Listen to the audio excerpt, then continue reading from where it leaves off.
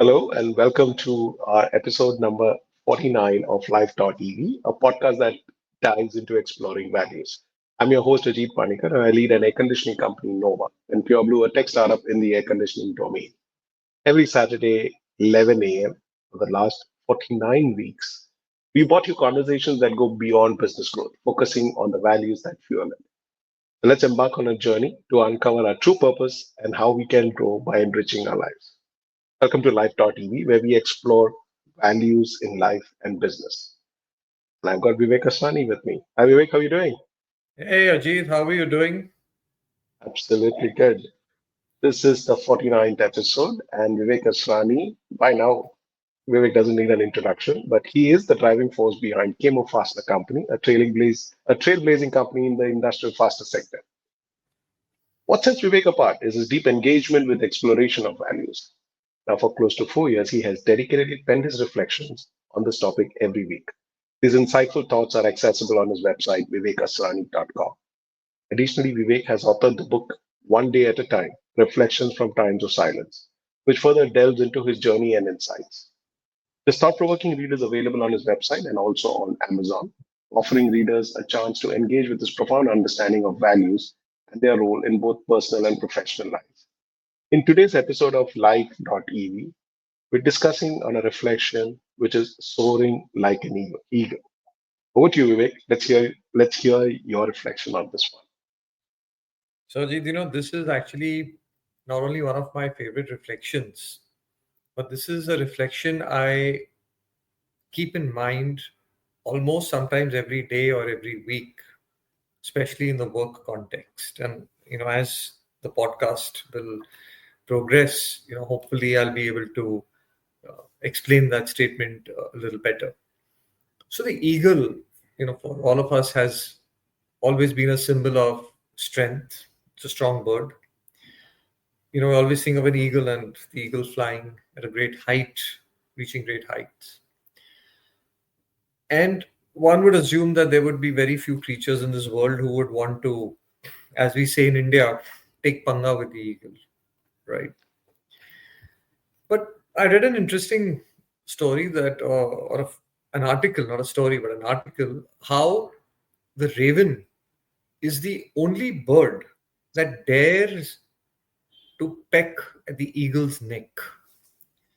So raven, in comparison to an eagle, is not as strong. Now, intuitively, one would say, all right, if somebody is, fighting with an eagle, the eagle is going to fight back. But the eagle actually does something very interesting. The moment the raven starts pecking at its neck, it starts flying higher and higher and higher. It just starts soaring to a different height, which the eagle itself can, but the raven suddenly finds itself out of oxygen at that height and falls off due to the lack of oxygen. And this attitude of the eagle I found to be remarkable. So in life, we have a lot of forces and sometimes people who come as a negative influence, come as a negative energy, as a negative force. And the first thing that intuitively sometimes comes to mind is to fight back, to hit back.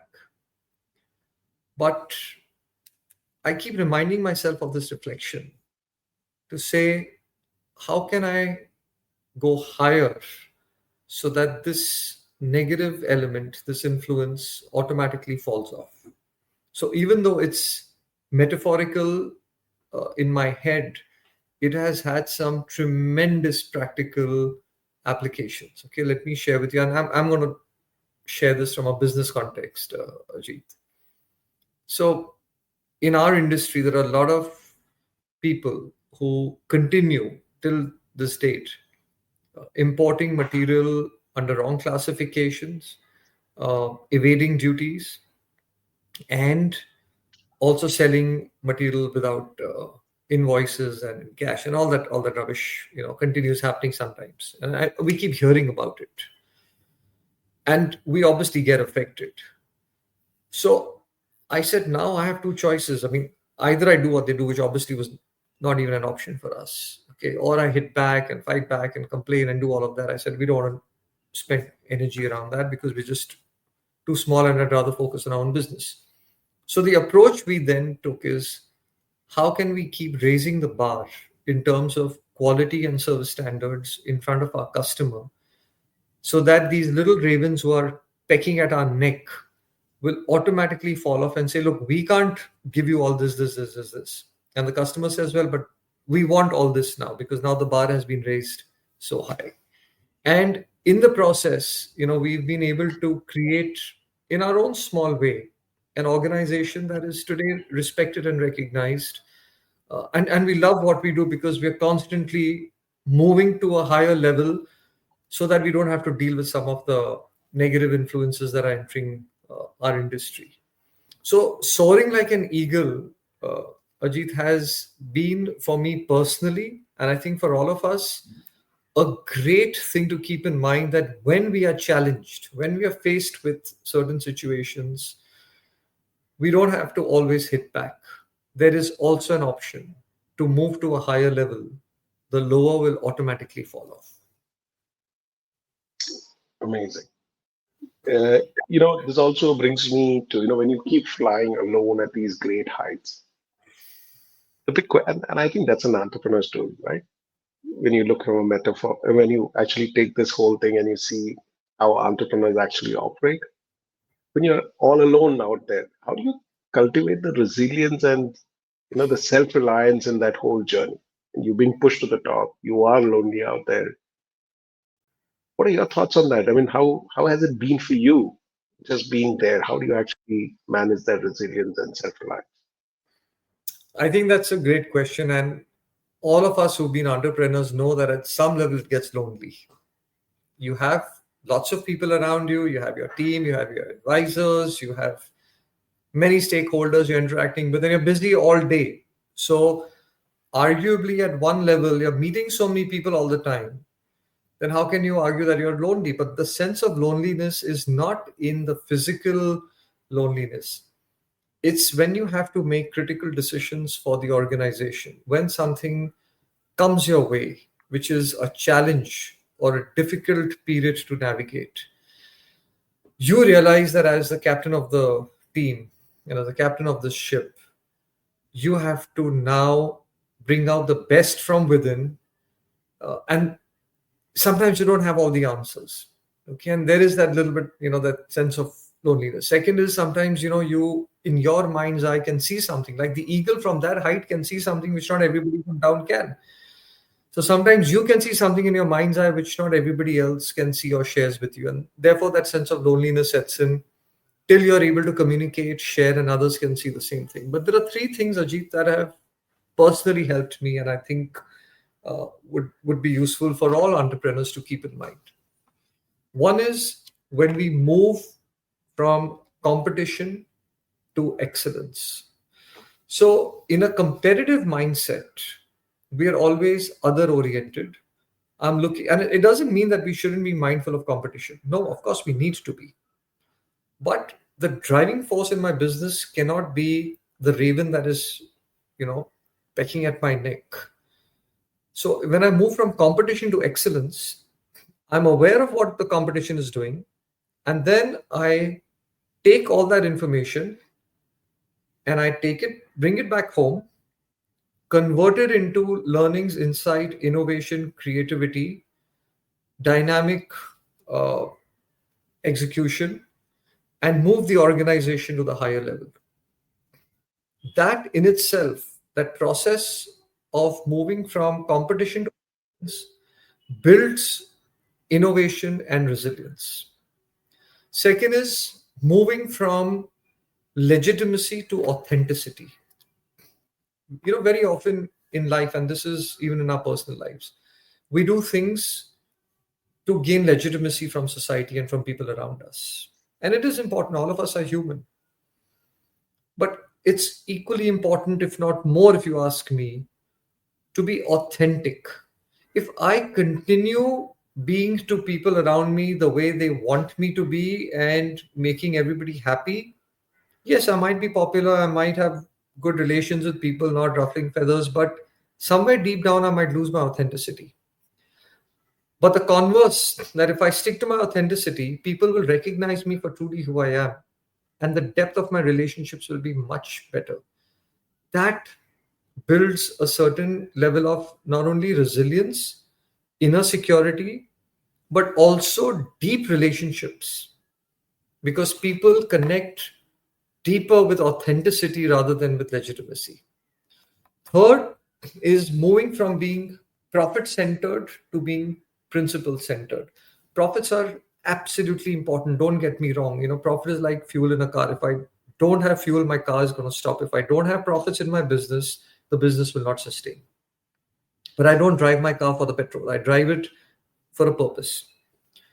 Similarly, when I shift my focus to say, yes, I'm aware of the profitability in the system, which is very important, but my anchor is not just the money, it is the principles by which we are working, in terms of whether it be integrity, whether it be customer delight, whether it be a win win attitude, whether it be the excellence.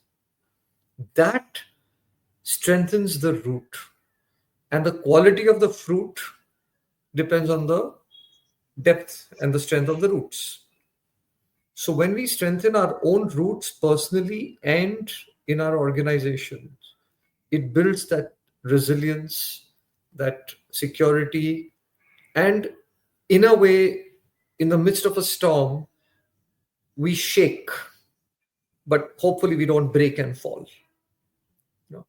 So moving from being profit centered to principle centered, moving from legitimacy to authenticity, and moving from competition to excellence has been my personal experience, Ajit, uh, in building what you said, that resilience, and in a way taking care of some of that loneliness that comes in. This is something that I wanted to ask.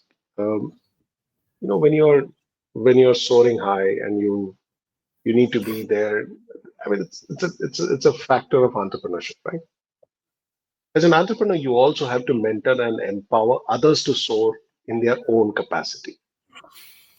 And then there's this whole saying that, under a very large tree, no seeds or no plants can actually grow. How do you actually handle this? How do you make sure that while you're soaring, you also empower and mentor others to soar in their own capacities? Have you faced some challenges around it, or how do you actually go about approaching it? I've always maintained that business is all about people. And, we keep saying people are our most valuable asset. Yes, and that is absolutely true, but it doesn't mean that it's the easiest asset to handle. And I'm not saying that it's a problem, but I'm saying it needs to be handled with a lot of thought and care. A computer or a machine has an instruction manual that comes with it. I just need to be careful about not spilling something into my electronic device and not pressing the wrong buttons. That's it's as simple as that. But with people, there are emotions. They come with their own backgrounds. They come with their own aspirations, their own fears, their own paradigms, their own perspectives, their own expectations, right? Their own personalities. But let me read out one line, Ajit, from my reflection. We really soar high when we dive deep. And I've gone on to say that issues will automatically become smaller as we make ourselves bigger. Our ability to go higher in our organization is dependent on our willingness to go into the depth of what is really going to bring out the best in our people. So, the willingness and ability to get to know our people, to spend time with them, to communicate clearly, effectively. But communication is not just what I'm saying, but also listening very carefully to not only what is being said, but what is not being said. To then, like a parent would do with a child. Now, you have two sons, I have two sons. Both are boys, right? both the brothers in your case and in my case have different personalities, but yet they're two fruits from the same tree. And for each of them, we say, okay, what's best for this one and what would be best for that one? It's no different with our teams. But if you're not willing to make the effort, if we try and paint everybody with the same brush, if we just send out memos and circulars and instructions and say, this is how it should be, and this is my company, and this is how I want you to behave and act. It's like as a father coming, when the kids come of age saying, okay, this is our family, and as a father, this is how I think, and as parents, this is how I think you guys should be. Okay, now go do it. And I don't want any problems, I don't want any mistakes, and go live a great life, and this is how it should be. Obviously, it doesn't work that way, right? So if it doesn't work at home, why do we believe it's going to work at the workplace? So the depth, and I repeat, we really soar high when we dive deep. So our willingness and ability to dive deep in every aspect of our business is really the answer. And take some of the greatest companies, whom we admire. I'm just taking one small example. Take Apple. The smallest detail. I remember a friend of mine saying, just the sound of the AirPods when he shuts the case, he's saying it's just so fabulously built. Just that small detail. So going deep, and I think that the depth of whatever we do, Ajit, is at the root of the ambition. And I remember last week we spoke about being ambitious. Soaring like an eagle in a way is also being ambitious, but doing it in a manner where we are not fighting the negativities in our life with negativity. We're just moving beyond it and creating a new and a different height and an orbit for ourselves.